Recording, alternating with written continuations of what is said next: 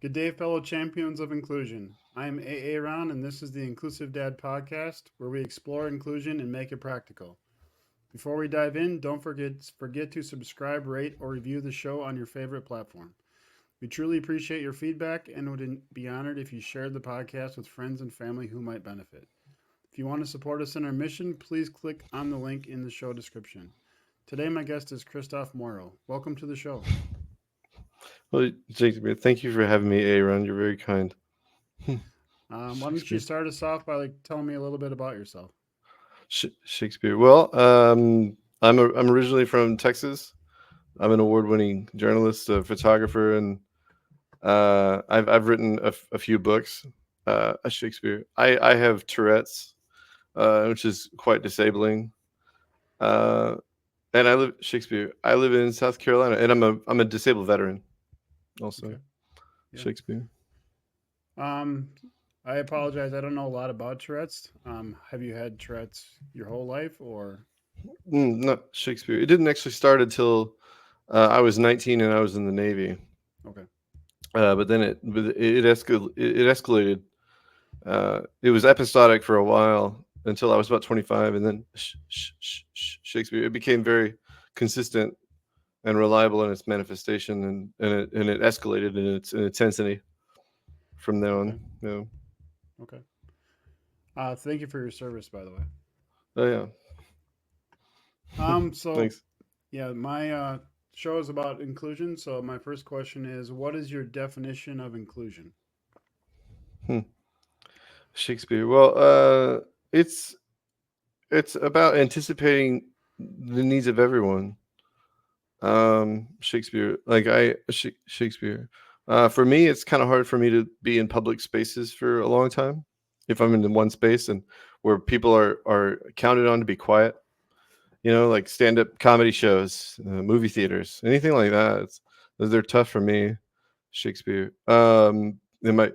I've grown even more cognizant, rather, or aware of our failures in this regard because my girlfriend has cerebral palsy.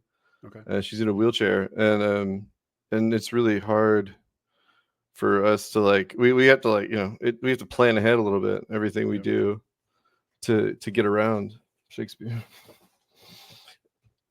Yeah, that makes sense. So my reason I'm in, talking about inclusion, I have a daughter. I have two kids. My son is 20. Let's see, he's 23. My daughter just turned 22. So she was Hmm. diagnosed with epilepsy at 3 months old, and then later Uh-huh. cerebral palsy. So she uses a wheelchair. So I Hmm. can understand the having to plan ahead for sure. Because Oh. we always have to, if we're going to anywhere. She actually likes concerts, so we always have to, is the place accessible? Can her wheelchair get in Hmm. there? What kind of seats do we need to Hmm. purchase so I can sit next to her? And just even walking around town, we like to go for walks. I mean, if we walk in a new area of town, sometimes there's not curb cuts, so at the end of the street you have to Hmm. backtrack. So it's just, yeah, there's a lot of, I understand that part of it for sure. So Yeah, it's rough. It's rough. Shakespeare. Go ahead. Sorry. no, you're good. I was gonna say that even like her friends and stuff and have to be aware of this. Like we're going to be going to a wedding soon Sure. together, and it's one of those things like, oh, is it accessible, like Yep. for her? And it's I mean, it was very lovely for her friend to be so considerate in that sense. Yeah. But yeah. Yeah. Yeah. It's so yeah, did they had already planned it to be accessible for her and stuff? Then is that what happened? Yeah, yeah, yeah. Okay, Yeah, that's they awesome. planned ahead. Yeah, they That's found a great. venue that would accommodate Yeah. anyone. Yeah. Yeah. That's great. I mean, everybody should do more of that. If you're having an event, try to make it somewhere everybody can access it for sure. That's a very Hmm. important step. Yeah. So how did you get started on your writing journey? Oh boy, Shakespeare. Well, I fell in love with words. I developed a great affection for words when I was a kid, but I didn't start writing. I really couldn't do much of anything. I was living in an abusive household, and video games was the only thing that really would would would help me escape that situation mentally. Mhm. Writing requires so much to be a writer. I think if you want to write a book in the first place, you have to know a lot about how these complex systems around the world work, and within society, within between humans. There's so much that you have to know and be able to anticipate and be able to, so that your characters evolve in a way that's sensible and worthwhile to for understanding. And so I didn't start writing until I was in the Navy, but I knew that I had some kind of propensity when I was 13, uh, and we had to write letters to soldiers in Iraq and Afghanistan, serving there. And my teacher read my letter that to the every class. I didn't know Mhm. this until later that day, but I knew then that I could do. It made sense to me. The music of it, the Mhm. music of language and of ideas, made sense to me intrinsically. And then I kept it up in the I started really more seriously in the Navy, Mhm. um, and uh, just kept doing it until I was 27, when I got a job as a reporter, and I won some awards there. Um, but I quit writing for 5 years because of Tourette's. From 27 to 32, I didn't write anything, and then when I was 32, the British Columbia government called me. Shakespeare. They called me and told me that they couldn't find me a job that would accommodate me because I injure myself a lot because of Tourette's, and I break things. Even like my desk, there's a big crack in it. And because I hit it often with my fist. And 10 minutes after I hung up with that worker from the government, I started writing my first book, and it was it. Mhm. Yeah. That's interesting. When you were, are you still a journalist or you were a N- journalist? No, I haven't worked as a reporter since working at the paper. Yeah. Okay. Like Mm. what types of stories did you write about? Oh man, I did Shakespeare. I started in sports, Okay. which is so funny because I'm not really crazy about watching sports. I love Okay. playing sports. I grew up in Texas, right? So Yep. we played the hell out of football, Yep. and I played a lot of basketball and baseball, even not very much, but enough. Yep. Um, so I know what I'm doing when I'm playing sports generally, but Right. I just don't really care to watch them. And so I had to start doing this, and it was, oh man, it was the funniest. It was the funniest position for me to be in. But then I told my publisher, the editor in chief, I wanted to work in news, and Okay. she told me a few weeks after that I could do that if I wanted to. I'd move into that position. So I wrote everything involving news. We were talking about trials, Okay. voting, um, you know, different municipal issues, stuff that's going up for voting, like for yeah, it's just a lot of it was everything really. Yeah. That's cool. Um so you said you have a girlfriend with cerebral palsy. How is dating or finding a partner with a disability? How is that? Hmm. Well, finding a partner, we actually met on an app for disabled people called Datability. Okay. I didn't know about that. Uh, Okay. yeah, and it's a really great app because it's not very well uh, designed. The interface is a little clunky and whatnot, but it serves its purpose, Okay. and that's how we met. It's it's been a lot like any other relationship, frankly. I've been in enough of them, to know that it doesn't deviate that far from Okay. the normal. But there's a whole lot of stuff that I have to do, like, because I'm more able-bodied uh, in many ways, and so like I have to help her up and down the stairs, help her from room to room, Sure. and which I don't mind at all. Uh, and I get to carry her around, which is fun sometimes. Sometimes I get to carry her around, Yeah. which is great. And actually, the first time we held hands was because uh, there was an accessibility issue, and I had to hold her hands while we were going up the escalator Okay. at a train station Sure. in DC. and so that was really romantic, I think. But so it was an excuse then, but no. Yeah, that's awesome. Hmm. So talk a little bit more about your books. Do you weave like disability related stuff into them, or is that kind of Hmm. your escape to get it kind No, of I there's plenty. There's actually a character with cerebral palsy okay? in the book, in my first book, and in my second. Technically, they're there, but they're not as present because they're not a major character. They are ish, but they're Hmm. mentioned in the front of the book, which is I guess they are a major character technically. Shakespeare. I have characters with Tourette's. I have characters that are part of the deaf community, uh, uh, blind. I just all like I tried to cover a lot of bases simply because uh, I know what it's like to not Hmm. exist in these narratives, especially with Tourette's. That's just not really covered a lot, except in that one South Park episode, which I love. Well, by the way, I really appreciate that episode, frankly. Um, you know, and which is quite funny because most people think that it would offend me. Along, like especially in my girlfriend, uh, there's an episode about people that are wheelchair bound, and she loves it. She thinks it's hysterical, which is so funny. It's just so funny. But yeah, um, yeah, I have plenty of characters that suffer from disabilities, and it's for that purpose, representation, and Sure. to help people understand. So Generally, yeah. sorry, go ahead. So it sounds like there's from not a lot of representation of disabilities in writing, really, or in books, like fiction books and Um, stuff. I think it's improved quite a bit, Okay. especially in the last few years. There's been a push to find marginalized communities and give them more of a podium, a larger podium to stand on, and more exposure. Uh, Shakespeare.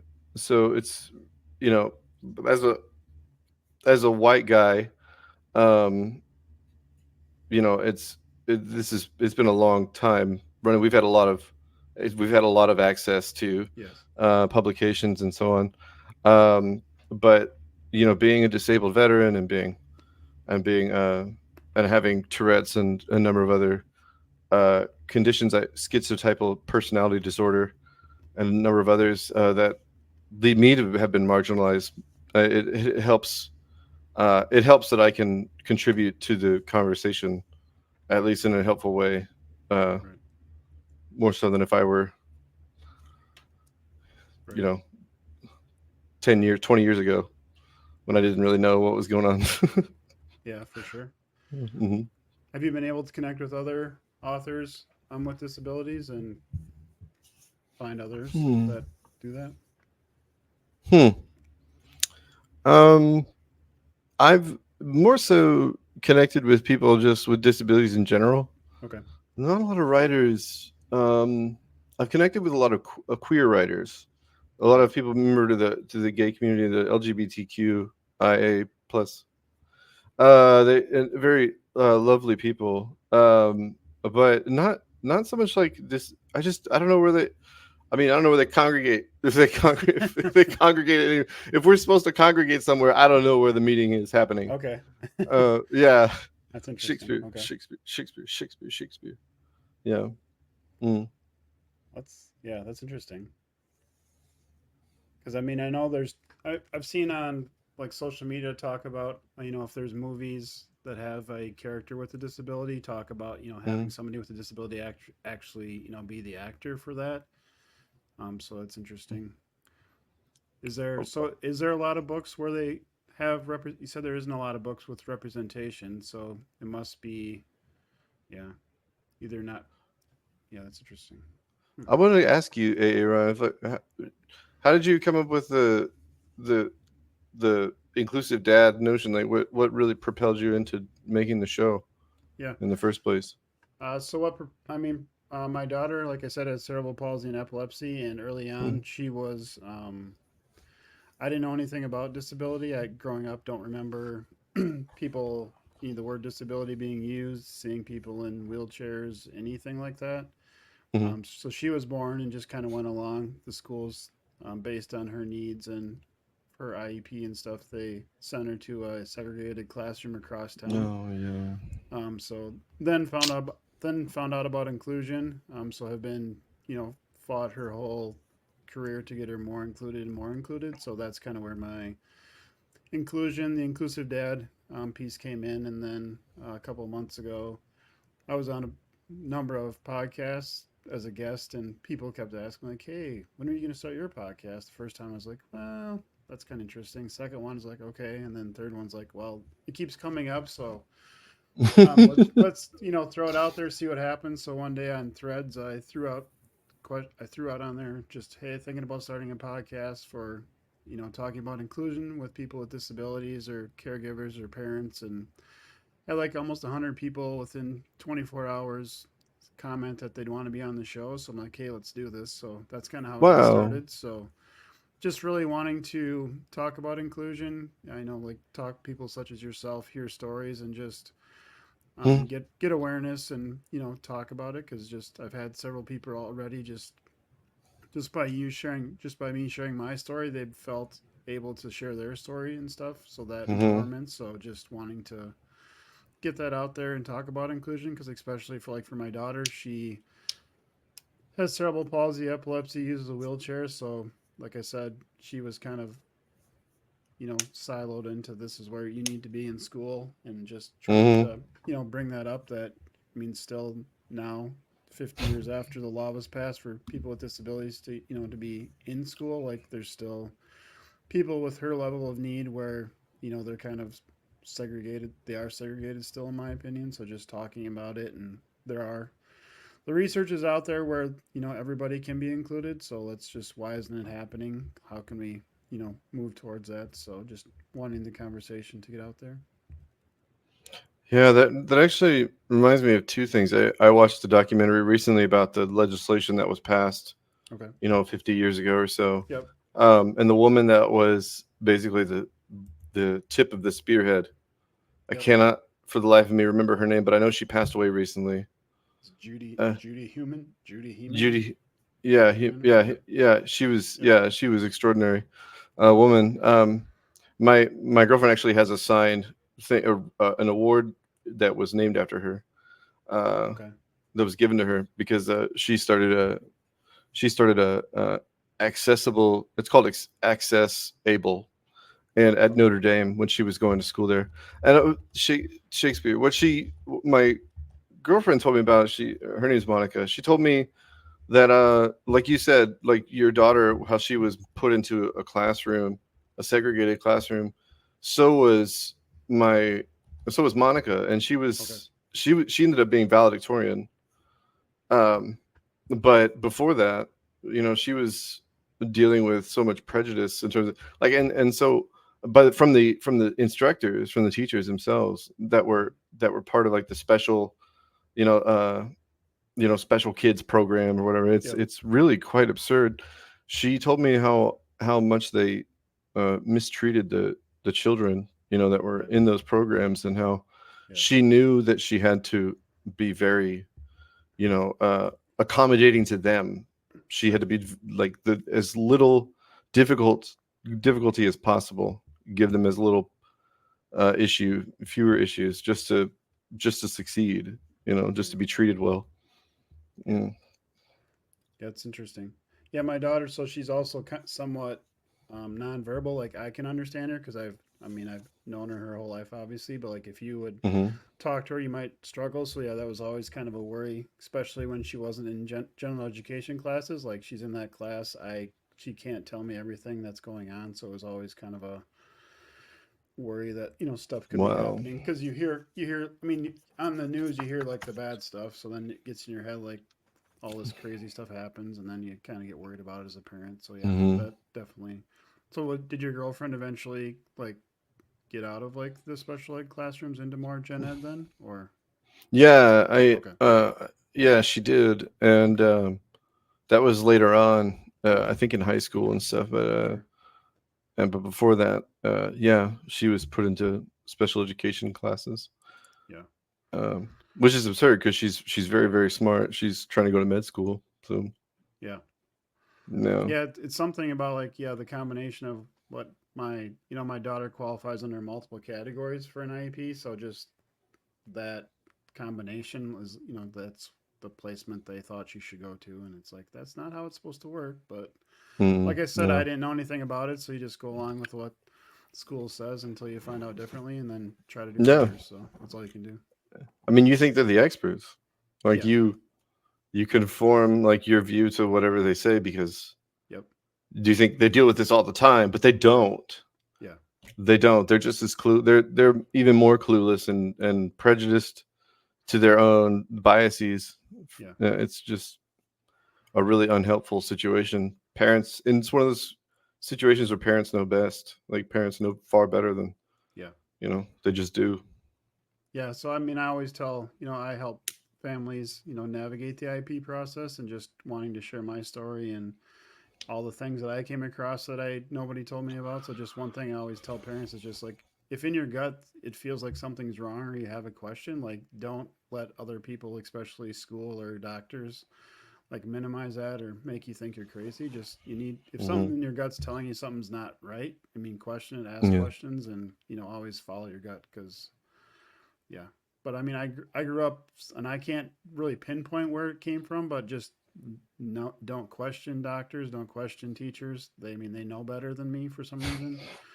But once there was a couple things that happened specifically around medical stuff with my daughter because she had quite long grand mal seizures, and I'm like, nope, they're humans. They took classes. They're making a the best decision that they think's right for my daughter based on what they're seeing, but I mean that the next person might not make the same decision, so it's okay. They're just Yeah. human. They're making decisions. Ask questions. I mean, caveat is some doctors do not like it when you ask questions, so you got to be ready for them to not be happy Yeah. about it. But if you, I Hmm. mean, like I'm like I have a question. It's my daughter you're working on. I'm gonna ask it, so we can figure out Yeah. that part later. But yeah, Well, it's great that you're such a that you're an advocate and that you uh, embrace that because it's so important. yeah. Thank you. So, how many books have you written? Shakespeare. Well, it depends on uh, novels. I've written two. Okay. Uh, I've written this one, which is my first book, and then the second one I wrote is this one. Okay. Uh, it looks smaller. I know, Yeah. but it's a little bit smaller. Yeah, but it's about 50% smaller. But the one I'm working on now is going to be about as long as somewhere between those two. Okay. Then I have written a book of poetry called "The War for Gentle Love," Okay. and then I wrote a kids book called "Liam Earns a Friend," Okay. which is really cute. It's a Christmas book, and Okay. it's just yeah. Yeah. So and all that's like fiction, I assume? Oh yeah, Okay. I mean, well, yeah, it is. The poetry Yeah. is definitely, uh, of course, Yeah. the foundations of all my work is reality, uh, for sure. Uh, yeah, even my fantasy has very little magic in it. Okay. I'm not really a fan of using a lot of magic. It can get very unruly very quickly. Get unruly. Yeah, suddenly you're summoning dragons through portals, and Yeah. then like from other dimensions, and then that can stop time, and you're just like, what is happening now? Yeah. So do you think you're ever going to write like a memoir or book about your life? Hmm. I don't think so. Okay. I think that I'm far more comfortable with grounding everything that I've experienced and all the truths that I lament, uh, and I know that express our my vision of goodness and evil and everything. All of those. uh, through fiction, and that it's far more comforting for me. And I can control the variables and the all the different windows that people would see the story through. Sure. But whenever you are writing about your own experience, you don't know from what perspective they're going to examine your life, Sure. and so because you have so many other uh there are other perspectives to consider, and I'm just not into that. I'm just not into that. Yeah. Yeah. That makes sense, I guess. What do you do for Mhm. fun besides writing? Play a lot of video games. Do you? Okay. Yeah. I like to play video games for certain. Yeah, I'm a huge fan of. I have a PC that I just got done building. It's my Okay. second one I've built, and I do a lot of. I do a lot of. In fact, I do write for fun. Writing Okay. is very fun for me. I like to go. Like there's a literary festival here in Charleston happening starting today through the 8th of November. And I'm going to be uh, going to see that because I have friends that have been invited to be Okay. uh, like member to the event. They're actually writers that people are going to see. Okay. That's pretty cool. Hmm. Yeah. Do you ever play Magic the Gathering or anything like that? I have played Magic the Gathering. I tried to get into it. I really can't do it. It requires too much patience, Okay. and it's a very thoughtful game. It can be very thoughtful and complex, and sometimes I just want to blow stuff up, you know, and Right. with Magic, you're just like it's like chess, Yeah. on steroids sometimes, and like depending on who you're playing, it can be a real, Yeah. nail biter. I'm just like, man, there's so much going on here. I just like, and I forget trap cards, Yeah. and Yeah. I no, didn't. I there's a didn't. lot.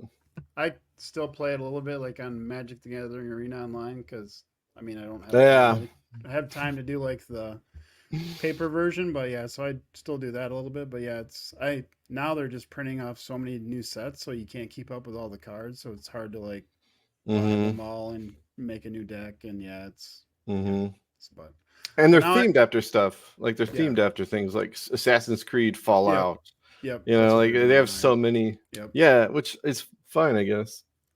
Which is yeah that's what fine. yeah, that's what they're doing now is like all that stuff too. And like I started probably let's see 2018, and they were releasing stuff, not a lot of stuff every year, but now it's just like as soon as they release something else, they're announcing the next set, and it's like I don't have time to like buy these and like brew a new deck and come up with different interactions. And so it's like Mm. I'm just kind of like I got my stuff I like to play, and I'm playing that, and I'm not, but I have all this money invested, so it's like you need to play it, otherwise I'm collecting it, I guess. So but whatever. Yeah, yeah, just make a lot of guys jealous at the card shop, Yeah, yeah, there you go. Mm.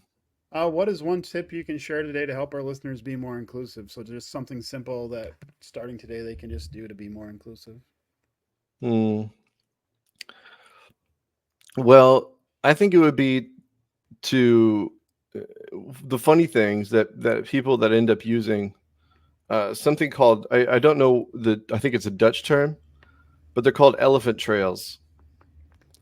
Hmm. And that's the notion that you'll see a path that like a sidewalk that goes straight, and then it tees off and it goes left or right, but then Okay. it's like you'll see a beaten path made by people that's going from one corner, like from the path to the other, like to the corner of the other path. And so it's like Sure. it's called an elephant trail because it's it's made because it's a failure in design, Right. in that like it doesn't anticipate that people would use a shortcut, would make their own Yep. shortcut. And with that convenience, like it comes a cost. I think that a lot of people uh, can use that moment to realize that there are accessibility problems. I don't know. It sounds curious and maybe counterintuitive, but I mean that's how often it comes up. It comes up all the time. Right. Uh, yeah. Yeah, that's great. Is there anything you want to talk about that we haven't discussed? Hmm. Um, what do your kids want to do? What do they do with themselves? What are they So hoping to my do? son, he really into like sales and selling. So he's worked at like Verizon selling phones and roofing companies. So he likes the. He was always into theater and plays and musicals and stuff. So he really enjoys like anything to do with sales. So Oh. I'm not sure where he's going to end up. Like, but he just kind of likes trying out new things, figuring out the system, selling Mm-hmm. things, and then my daughter likes computers, so she just graduated from the transition program for schooling, and she's gonna take like a computer class starting in January and see where that goes. So she wants to do like computer stuff, loves being around people and that kind of thing. So not for sure where either one's gonna end up long term, but that's kind of where they're at right now. This would be, yeah. I was the same situation when I was Yeah. around that age. I had no idea what I was going to do. I worked at Starbucks until I was 30. Okay. 32, sorry, until I was 32. The day Yeah. before my 32nd birthday, I quit working at Starbucks. Yeah, I don't because I go to didn't choice. Starbucks because I don't know how to order the coffee. They have weird words they use and stuff, and I'm like, I can't. It's too much for me. Yeah, yeah. Yeah, I just a lot of they're very accommodating though. The baristas, the say what you will about the company, it was just totally fine. You can say whatever. Yeah. I'll endorse that position. General probably. But the baristas themselves, the people that actually make the coffee, they're always Yeah. very inclusive, very nice people to manage. That's been my experience, and I've worked at stores from Texas to New York to Okay. and in Awesome. Canada, actually, Yeah. several major cities in Canada. Yeah. So yeah, I know. That's Yeah. cool. Ready for the last question? Hmm. Do you like spam? Yes or no? Hmm. I don't. I don't. Well, is it cooked like on a like is it fried on or whatever? Like you put it on a oil pan? Because I'll I eat it that mean, way. yeah, you can eat it that way. Yeah, Yeah. I like Yeah. spam when it's cooked like that. Yeah. Okay. Yeah, I asked that question because I live in Austin, Minnesota, where they make it and where the Spam Museum is located. So if you want to visit the Spam Museum, you got to come to Austin, where I live. Oh yeah, that's cool. So yeah, That's really cool. Yeah. I yeah. used to live in Louisiana, like right next to where they make Tabasco, Okay. Yep. the Tabasco Museum and everything. It's really interesting. So I can imagine the Spam Factory is just as interesting. Yeah, the museum is pretty cool. It shows like the whole history of spam and has some pretty interactive, cool stuff. So yeah, it's pretty fun. People come up from all over the world and country to see it. So it's pretty. For some people, it's That's a pretty neat. cool thing. Yeah. Yep. That's neat. Where is the best place for everybody to connect with you? Oh man, all my social medias are at Kristof Morrow, Okay. right? But my website is kristofmorrow.com, and that Okay. leads you to all my social medias Sure. and my Amazon book pages and stuff. So Yeah. I'll make sure I link all that stuff in the show notes. Thank you so much for being on the show today. thank you, Aaron. It was very kind of you to have me. Yeah. To all of you listening, thank you for joining us on this episode of the Inclusive Dad Podcast. If you enjoyed today's conversation, please subscribe, rate, or review the show. Your feedback helps us connect with more champions of inclusion. Remember to share this podcast with friends and family who might benefit. If you want to support us in our mission, please click on the link in the show description. Together, Mhm. we can make the world more inclusive. Until next time, stay empowered and be a champion for inclusion.